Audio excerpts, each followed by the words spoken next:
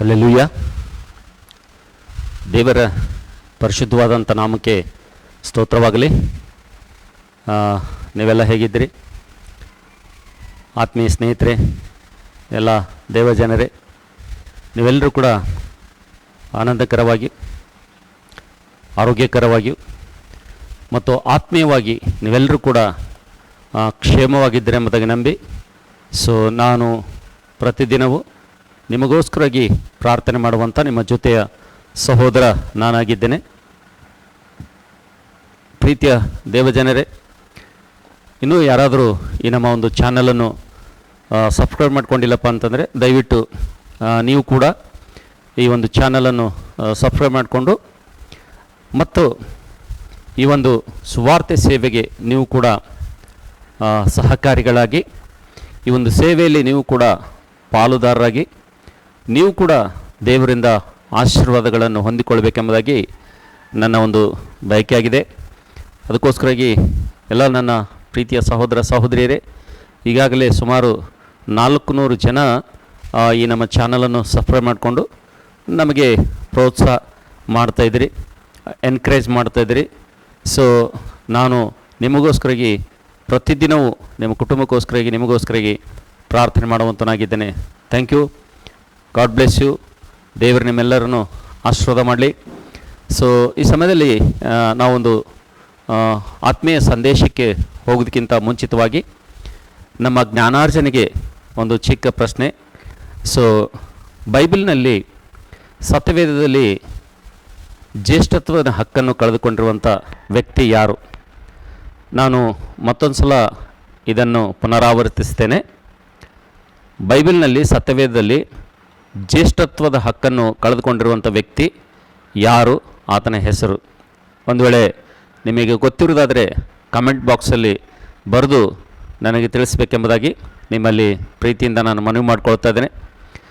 ಮತ್ತು ಈ ಒಂದು ಚಿಕ್ಕ ಆತ್ಮೀಯ ಸಂದೇಶ ನಿಮಗಿಷ್ಟ ಆಗುವುದಾದರೆ ಕನಿಷ್ಠ ನಿಮಗೆ ತಿಳಿದಿರುವಂಥ ಒಂದು 10 ಜನರಿಗಾದರೂ ಕಳಿಸಿ ನೀವು ಈ ಸೇವೆಯನ್ನು ಪ್ರೋತ್ಸಾಹ ಮಾಡಬೇಕೆಂಬುದಾಗಿ ನಿಮ್ಮಲ್ಲಿ ಮತ್ತೊಂದು ಆವರ್ತಿ ನಾನು ಕಳಕಳಿಯ ಮನವಿ ಮಾಡಿಕೊಳ್ತಾ, ಬನ್ನಿ ನನ್ನ ಪ್ರೀತಿಯ ದೇವರ ಮಕ್ಕಳೇ, ಇವತ್ತೊಂದು ಆತ್ಮೀಯ ಸಂದೇಶದ ಕಡೆಗೆ ನಾವು ಹೋಗೋಣ. ಇವತ್ತು ದೇವರು ನಮ್ಗೆ ಕೊಟ್ಟಂಥ ವಾಕ್ಯ ಭಾಗ ಕೀರ್ತನೆ 47ನೇ ಅಧ್ಯಾಯ 4ನೇ ವಚನದಲ್ಲಿ, ಯಾಕೋಬಿಗೆ ಪ್ರೀತಿಸಿ ದೇವರು ಕೊಟ್ಟಂಥ ಸ್ವಾಸ್ಥ್ಯ ಎಂಬುದಾಗಿ ನಾವು ನೋಡ್ತಿದ್ದೇವೆ. ಒಂದೇ ಮಾತಿನಲ್ಲಿ ಹೇಳಬೇಕಪ್ಪ ಅಂತಂದರೆ, ದೇವರು ತನ್ನನ್ನು ಪ್ರೀತಿಸುವರಿಗೋಸ್ಕರವಾಗಿ ಸ್ವಾಸ್ಥ್ಯವನ್ನು ಅನುಗ್ರಹಿಸಿಕೊಟ್ಟಿದ್ದಾನೆಂಬುದಾಗಿ ದೇವರ ವಾಕ್ಯದಲ್ಲಿ ನೋಡ್ತೇವೆ. ನಾವು ನೋಡ್ತೇವೆ, ತಾನು ಪ್ರೀತಿಸುವ ಯಾಕೋಬನಿಗೆ ಸ್ವಾಸ್ಥ್ಯವನ್ನು ಕೊಟ್ಟನೆಂಬುದಾಗಿ ನೋಡ್ತಿದ್ದೇವೆ. ಸ್ವಾಸ್ಥ್ಯ ಅಂಥೇಳಿ ನಾವು ನೋಡುವಂಥ ಸಂದರ್ಭದಲ್ಲಿ ನನ್ನ ಪ್ರೀತಿಯ ದೇವಜನರೇ, ಸ್ವಾಸ್ಥ್ಯದಲ್ಲಿ 3 ಥರವಾದಂಥ ಸ್ವಾಸ್ಥ್ಯಗಳೆಂಬುದಾಗಿ ನಾವು ನೋಡ್ತೇವೆ. ಮೊಟ್ಟ ಮೊದಲನೇ ಸ್ವಾಸ್ಥ್ಯ ಯಾವುದಪ್ಪ ಅಂತಂದರೆ ಭೂ ಸಂಬಂಧವಾದಂಥ ಸ್ವಾಸ್ಥ್ಯ. ಎರಡನೇ ಸ್ವಾಸ್ಥ್ಯ ಯಾವುದಪ್ಪ ಅಂತಂದರೆ ಪರ ಸಂಬಂಧವಾದಂಥ ಸ್ವಾಸ್ಥ್ಯ. ಮೂರನೇ ಸ್ವಾಸ್ಥ್ಯ ಯಾವುದಪ್ಪ ಅಂತಂದರೆ ನಿತ್ಯ ಜೀವಕ್ಕೆ ಸಂಬಂಧಪಟ್ಟಂಥ ಸ್ವಾಸ್ಥ್ಯ. ಈ 3 ಸ್ವಾಸ್ಥ್ಯಗಳು ನಾವು ನೋಡ್ತಿದ್ದೇವೆ ದೇವರು ತಾನು ಪ್ರೀತಿಸುವವರಿಗೆ ಕೊಟ್ಟಿದ್ದಾನೆಂಬುದಾಗಿ ದೇವರ ವಾಕ್ಯದಲ್ಲಿ ನೋಡ್ತೇವೆ. ಹೇಗೆ ಒಂದು ಮಗು ಭೂಮಿಗೆ ಬರೋದಕ್ಕಿಂತ ಮುಂಚಿತವಾಗಿ ನಾವು ನೋಡ್ತೇವೆ, ಹೇಗೆ ಆ ಮಗುವಿಗೋಸ್ಕರವಾಗಿ ದೇವರು ಒಬ್ಬ ತಂದೆ ತಾಯಿಗಳನ್ನು ಆತನು ಸಿದ್ಧ ಮಾಡ್ತಾನೆ ಮತ್ತು ಪೋಷಕರನ್ನು ಆತನು ಸಿದ್ಧ ಮಾಡ್ತಾನೆ, ಒಂದು ಕುಟುಂಬವನ್ನು ಕೂಡ ಆತನು ಸಿದ್ಧ ಮಾಡ್ತಾನೆ ಮತ್ತು ಆ ಮಗುವಿನ ಬೆಳವಣಿಗೆಗೆ ಬೇಕಾಗಿರುವಂಥ ಎಲ್ಲ ಸವಲತ್ತುಗಳನ್ನು ದೇವರು ಸಿದ್ಧಪಡಿಸಿ ಅದನ್ನು ಅನುಗ್ರಹಿಸಿ ಆತನು ಭೂಮಿ ಮೇಲೆ ಆ ಮಗು ಹುಟ್ಟುವಂತೆ ದೇವರು ಮಾಡ್ತಾನೆ. ಅದಕ್ಕೋಸ್ಕರವಾಗಿ ಈ ನನ್ನ ಮಾತುಗಳನ್ನು ಕೇಳುವಂಥ ಎಲ್ಲ ನನ್ನ ಪ್ರೀತಿಯ ದೇವ್ರ ಮಕ್ಕಳೇ, ಯಾವ ರೀತಿಗೆ ಆ ಮಗುವಿಗೆ ಸ್ವಾಸ್ಥ್ಯವನ್ನು ಕೊಟ್ಟು ಭೂಮಿಗೆ ಕಳಿಸ್ತಾನೋ ಅದೇ ರೀತಿಗೆ ದೇವರು ತಾನು ಪ್ರೀತಿಸುವಂಥವರಿಗೆ 3 ಥರವಾದಂಥ ಸ್ವಾಸ್ಥ್ಯಗಳನ್ನು ಆತನು ಕೊಡ್ತಾನೆ. ಆ 3 ಥರವಾದಂಥ ಸ್ವಾಸ್ಥ್ಯಗಳಲ್ಲಿ ನಾವು ನೋಡ್ತೇವೆ, ಮೊದಲನೇ ಸ್ವಾಸ್ಥ್ಯ ಯಾವುದಪ್ಪ ಅಂತಂದರೆ ಭೂ ಸಂಬಂಧವಾದಂಥ ಸ್ವಾಸ್ಥ್ಯ. ಈ ಭೂ ಸಂಬಂಧವಾದಂಥ ಸ್ವಾಸ್ಥ್ಯ ಅದು ನಮ್ಮ ತಂದೆ ತಾಯಿಗಳಿಂದ ಮತ್ತು ಪಿತ್ರಾರ್ಜಿತವಾದಂಥ ಆಸ್ತಿ ಎಂಬುದಾಗಿ ನೋಡ್ತೇವೆ. ಇವತ್ತು ತಂದೆ ತಾಯಿಗಳು ಮಕ್ಕಳಿಗೋಸ್ಕರವಾಗಿ ಕೊಡುವಂಥ ಅನೇಕ ವಸ್ತುಗಳಿರ್ಬೋದು. ಇವತ್ತು ಬೆಳ್ಳಿ ಬಂಗಾರ, ಇವತ್ತು ಹಣ, ಆಸ್ತಿ, ಫ್ಲ್ಯಾಟು, ಹೊಲ, ಮನೆ, ಗದ್ದೆ, ತೋಟ, ಈ ರೀತಿಯಾಗಿ ಅನೇಕ ಒಂದು ವಸ್ತುಗಳನ್ನು ಸ್ವಾಸ್ಥ್ಯವಾಗಿ ಇವತ್ತು ಭೂಲೋಕದಲ್ಲಿ ಪೇರೆಂಟ್ಸ್ಗಳು, ತಂದೆ ತಾಯಿಗಳು ತಮ್ಮ ಮಕ್ಕಳಿಗಾಗಿ ಅವ್ರು ಕೊಡೋದನ್ನು ನೋಡ್ತೇವೆ. ಅದನ್ನು ಪಿತ್ರಾರ್ಜಿತವಾದಂಥ ಸ್ವಾಸ್ಥ್ಯ ಎಂಬುದಾಗಿ ನಾವು ನೋಡ್ತೇವೆ. ಈ ಲೋಕದಲ್ಲಿ ಪ್ರತಿಯೊಬ್ಬರಿಗೂ ಕೂಡ ನಾವು ನೋಡ್ತೇವೆ ಈ ಸ್ವಾಸ್ಥ್ಯವನ್ನು ದೇವರು ಕೊಡುವಂತವನಾಗಿದ್ದಾನೆ. ನಾವು ನೋಡ್ತೇವೆ, ನನ್ನ ಪ್ರೀತಿಯ ದೇವ್ರ ಮಕ್ಕಳೇ, ಒಂದು ವೇಳೆ ಭೂ ಸಂಬಂಧವಂಥ ಸ್ವಾಸ್ಥ್ಯ ನಿನಗೋಸ್ಕರ ಈ ದೇವರು ಸಿದ್ಧಪಡಿಸಿರುವಂಥ ಸ್ವಾಸ್ಥ್ಯವನ್ನು, ದೇವರು ಆಶೀರ್ವಾದಗಳನ್ನು ನೀನು ಹೊಂದಿಕೊಳ್ಳಲು, ಅದನ್ನು ಪಡೆದುಕೊಳ್ಳಲು, ಅದನ್ನು ಸ್ವಾಧೀನ ಮಾಡಿಕೊಳ್ಳಲು ಸ್ವಲ್ಪ ತಡ ಆಗ್ಬೋದಷ್ಟೇ, ಸ್ವಲ್ಪ ಲೇಟ್ ಆಗ್ಬೋದಷ್ಟೇ, ಅದಕ್ಕೆ ಅನೇಕ ಅಡ್ಡಿಗಳು ಬರೋದಷ್ಟೇ. ಆದರೆ ಎಷ್ಟೇ ತಡ ಆದರೂ ಕೂಡ, ಎಷ್ಟೇ ಅಡ್ಡಿಗಳು ಬಂದರೂ ಕೂಡ ನಾವು ನೋಡ್ತೇವೆ, ಖಂಡಿತವಾಗಿ ವಾಗ್ದಾನ ಮಾಡಿದಂಥ ದೇವರು ಆತನು ತಾನು ಪ್ರೀತಿಸುವಂಥವರಿಗೆ ಆತನು ಸ್ವಾಸ್ಥ್ಯವನ್ನು ಆತನು ಕೊಡುವ ತನಕ ಆತನು ಬಿಡುವುದಿಲ್ಲ ಎಂಬುದಾಗಿ ದೇವರು ವಾಕ್ಯದಲ್ಲಿ ನೋಡ್ತೇವೆ. ಉದಾಹರಣೆಗೆ ನಾವು ನೋಡ್ತೇವೆ, ಯಾಕೋಬನಿಗೆ 12 ಜನ ಮಕ್ಕಳು.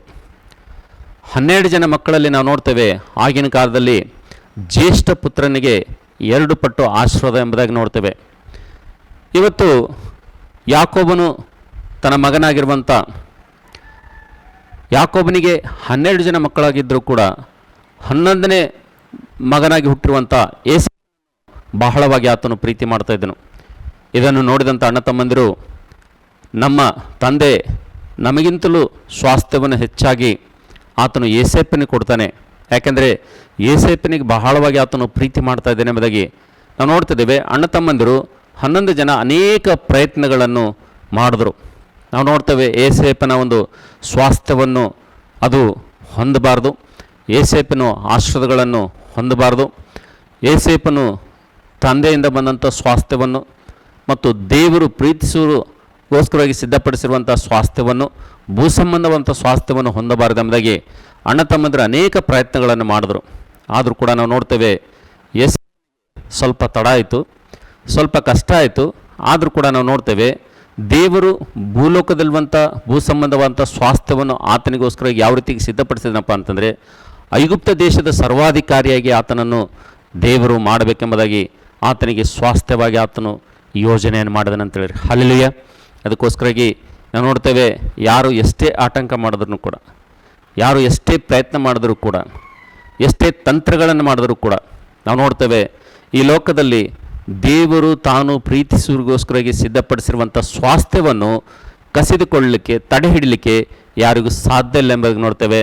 ಒಂದು ಸಮಯ ಬಂತು, ಒಂದು ಗಳಿಗೆ ಬಂತು, ನಾವು ನೋಡ್ತೇವೆ ಎಷ್ಟೋ ಆತಂಕ ಪಡಿಸಿದರೂ ಕೂಡ ಏಸೇಪನನ್ನು ನೋಡ್ತೇವೆ, ಭೂ ಸಂಬಂಧವಂಥ ಸ್ವಾಸ್ಥ್ಯವಾಗಿರುವಂಥ, ಭೂ ಸಂಬಂಧವಂಥ ಆಶೀರ್ವಾದ ಆಗಿರುವಂಥ ನಾವು ನೋಡ್ತೇವೆ. ಆ ಒಂದು ಆಶೀರ್ವಾದವನ್ನು ನಾವು ನೋಡ್ತೇವೆ, ಐಗುಪ್ತ ದೇಶದ ಸರ್ವಾಧಿಕಾರಿಯಾಗಿ ದೇವರಾತನನ್ನು ಮಾಡದನೆಂಬುದಾಗಿ ದೇವರ ವಾಕ್ಯದಲ್ಲಿ ನೋಡ್ತೇವೆ. ಅದಕ್ಕೋಸ್ಕರಾಗಿ ನನ್ನ ಪ್ರೀತಿ ದೇವರ ಮಕ್ಕಳೇ, ದೇವರು ಕೊಡುವಂಥ 3 ಸ್ವಾಸ್ಥ್ಯಗಳಲ್ಲಿ ಮೊದಲನೇ ಸ್ವಾಸ್ಥ್ಯ ಭೂ ಸಂಬಂಧವಾದಂಥ ಸ್ವಾಸ್ಥ್ಯ. ನಾವು ನೋಡ್ತೇವೆ. ಇನ್ನೊಂದು 2ನೇ ಸ್ವಾಸ್ಥ್ಯ ಯಾವುದಪ್ಪ ಅಂತಂದರೆ, ಯೇಸು ಕ್ರಿಸ್ತನಿಗೆ ನಾವೇ ಸ್ವಾಸ್ಥ್ಯವಾಗಿದೆ ಎಂಬುದಾಗಿ ನೋಡ್ತೇವೆ. ದೇವರ ವಾಕ್ಯದಲ್ಲಿ ಯೋಹಾನ್ ಬರೆದ ಸುವಾರ್ತೆಯಲ್ಲಿ ಒಂದು ಮಾತನ್ನು ನೋಡ್ತೇವೆ ನಾವು. ಯೇಸು ಕ್ರಿಸ್ತನು ತನ್ನ ಕುರಿಗಳಿಗೋಸ್ಕರವಾಗಿ ತನ್ನ ಪ್ರಾಣವನ್ನು ಕೊಡಲು ಸಿದ್ಧವಾಗಿದ್ದಾನೆ ಎಂಬುದಾಗಿ ನೋಡ್ತೇವೆ. ಯೇಸು ಕ್ರಿಸ್ತನು ತನ್ನ ಕುರಿಗಳಿಗೋಸ್ಕರವಾಗಿ ತನ್ನ ಪ್ರಾಣವನ್ನು ಕೊಡಲು ಆತನು ಸಿದ್ಧನಾಗಿದ್ದಾನೆ ಎಂಬುದಾಗಿ ನೋಡ್ತೇವೆ. ಇನ್ನೊಂದು ಕಡೆ ನೋಡ್ತೇವೆ, ಯೇಸು ಕ್ರಿಸ್ತನ ಒಂದು ಮೊದಲಗಿತ್ತಿಯಾಗಿರುವಂಥ ಈ ಒಂದು ಕನ್ಯೆಯು ನಾವು ನೋಡ್ತೇವೆ, ಸಭೆ ಎಂಬ ಕನ್ನಿಕೆಯು ಅದು ಸಿದ್ಧವಾಗ್ತಾ ಇದ್ದಾಳೆ ಎಂಬುದಾಗಿ ದೇವರ ವಾಕ್ಯದಲ್ಲಿ ನೋಡ್ತೇವೆ. ನಾವು ನೋಡ್ತೇವೆ, ಈ ಒಂದು ಪರಲೋಕಕ್ಕೆ ಸಂಬಂಧಪಟ್ಟಂಥ, ಪರಸಂಬಂಧಕ್ಕೆ ಸಂಬಂಧಪಟ್ಟಂಥ 2ನೇ ಸ್ವಾಸ್ಥ್ಯ ಯಾವುದಪ್ಪ ಅಂತಂದರೆ, ನಾವೇ ಯೇಸು ಕ್ರಿಸ್ತನಿಗೆ ಒಂದು ಸ್ವಾಸ್ಥ್ಯವಾಗಿದೆ ಎಂಬುದಾಗಿ ದೇವರ ವಾಕ್ಯದಲ್ಲಿ ನೋಡ್ತೇವೆ. ಮತ್ತು ದೇವರಿಗೆ ಯೇಸು ಕ್ರಿಸ್ತನಿಗೆ ಸ್ವಾಸ್ಥ್ಯವಾಗಿರುವಂಥ ನಾವು ಈ ಒಂದು ಸ್ವಾಸ್ಥ್ಯವನ್ನು ತೆಗೆದುಕೊಂಡು ಹೋಗಲು ಆತನು 2ನೇ ಸಲ ಈ ಲೋಕಕ್ಕೆ ಆತನು ಬರುವಂಥವನಾಗಿದ್ದಾನೆ ಎಂಬುದಾಗಿ ದೇವರ ವಾಕ್ಯದಲ್ಲಿ ನೋಡ್ತೇವೆ. ಆತನು 2ನೇ ಸಲ ಈ ಲೋಕಕ್ಕೆ ಬಂದು ಸಿದ್ಧವಾಗಿರುವಂಥ ತನ್ನ ಸಭೆ ಎಂಬ ಕನ್ನಿಕೆಯನ್ನು ನಾವು ನೋಡ್ತೇವೆ, ವಿಶ್ವಾಸಿ ಮಕ್ಕಳನ್ನು ಆತನ ನಾವು ನೋಡ್ತೇವೆ, ತನ್ನ ಸ್ವಾಸ್ಥ್ಯವಾಗಿರುವಂಥ ಈ ಒಂದು ಕುರಿಗಳನ್ನು ಆತನು ತೆಗೆದುಕೊಂಡು ಹೋಗ್ತಾನೆ ಎಂಬುದಾಗಿ ದೇವರು ವಾಕ್ಯದಲ್ಲಿ ನೋಡ್ತೇವೆ. 2ನೇದಾಗಿ ನೋಡ್ತೇವೆ, ನಾವೇ ಆತನಿಗೆ ಸ್ವಾಸ್ಥ್ಯವಾಗಿದ್ದೇವೆ ನೋಡ್ತೇವೆ, ಯೇಸು ಕ್ರಿಸ್ತನಿಗೆ ನಾವೇ ಸ್ವಾಸ್ಥ್ಯವಾಗಿದ್ದೇವೆ ನೋಡ್ತೇವೆ. ಮತ್ತು 3ನೇದಾಗಿ ನಾವು ನೋಡ್ತೇವೆ, ನನ್ನ ಪ್ರೀತಿ ದೇವರ ಮಕ್ಕಳೇ, ನಾವು ನೋಡ್ತೇವೆ ನಿತ್ಯ ಜೀವಕ್ಕೆ ಸಂಬಂಧಪಟ್ಟಂಥ ಸ್ವಾಸ್ಥ್ಯ ಎಂಬುದಾಗಿ ನೋಡ್ತೇವೆ. ಅದೇ ಯೋಹಾನ್ ಬರೆದ ಸುವಾರ್ತೆ 10ನೇ ಅಧ್ಯಾಯದಲ್ಲಿ ನೋಡ್ತೇವೆ, ನಾನು ಅವುಗಳಿಗೆ ಜೀವ ಇರಬೇಕೆಂತಲೂ ಆ ಜೀವವು ಸಮೃದ್ಧಿಯಾಗಿರಬೇಕೆಂತಲೂ ನಾನು ಬಂದಿದ್ದೇನೆಂಬುದಾಗಿ ಯೇಸು ಸ್ವಾಮಿ ಹೇಳ್ತಾನೆ.